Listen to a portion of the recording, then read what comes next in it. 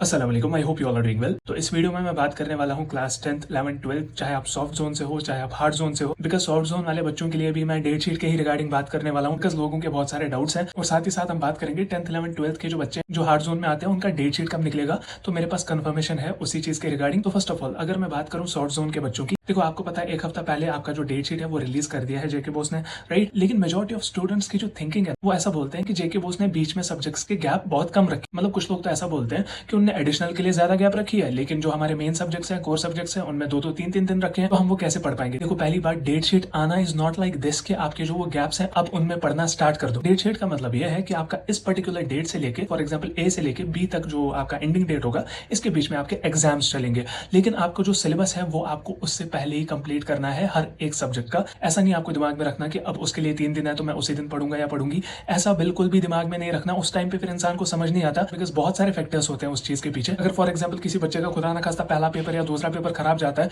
और उसने वो जो सब्जेक्ट है मतलब जो उसका आने वाला होता है उसका सोचा होता है कि मैं उसको उसी गैप में पढ़ूंगा, तो उसका फिर टोटली मन नहीं करता वो चीज पढ़ने के लिए, जिसकी वजह से एक पेपर की वजह से बाकी पेपर्स में भी वो दिक्कत कर देता है खुद को। ठीक है, तो मेहरबानी करके अभी से ही पढ़ो, ये टारगेट रखो मुझे 5 या 6 सब्जेक्ट जितने भी है आपके उनका मुझे हर एक का सिलेबस कंप्लीट करना है। ठीक है, और बाकी जो गैप्स है ना वो रिविजन के लिए होते हैं। इट्स नॉट लाइक दैट कि आप उसमें स्टार्ट करो पढ़ना। ठीक है, वो रिविजन के लिए होता है। वो इसलिए नहीं दिए जाते कि आप 3 दिन में खत्म कर लो सब्जेक्ट सारा पढ़ के। ठीक है, वो रिविजन के लिए होते हैं। रिविजन हम तेज ही करते हैं, इसलिए इतनी गैप्स होती है, चाहे 3 दिन 4 दिन 5 दिन। ठीक है, उस चीज को दिमाग में नहीं रखना कि मुझे उन गैप्स में पढ़ना है, अभी खत्म कर दो अपना पूरा सिलेबस। ठीक है, और बहुत सारे बच्चे ऐसे भी हैं जो ये बता रहे थे कि हमारा एडिशनल मतलब एडिशनल वाले स्लॉट में भी है और साथ ही साथ वोकेशनल वाले स्लॉट में भी है, तो हमारा एग्जाम कब होगा। फॉर एग्जाम्पल आईटी की बात करें तो वो बता रहे हैं कि हमें क्या 2 बार एग्जाम देना है? नहीं, अगर आपके 5 ही सब्जेक्ट्स है, जब आपका एडिशनल में वो मेंशन होगा तब आपको एग्जाम देना है। अगर आपके 6 सब्जेक्ट्स हैं और आपने उस पर्टिकुलर सब्जेक्ट को एज अ वोकेशनल सब्जेक्ट लिया है, देन आपको उसी टाइम पे देना पड़ेगा जब आपका वोकेशनल सब्जेक्ट का एग्जामिनेशन हो। तो ये रही बात सॉफ्ट जोन के बच्चों की। लेकिन हार्ड जोन वाले बच्चों के लिए मेरे पास एक बड़ी अपडेट है,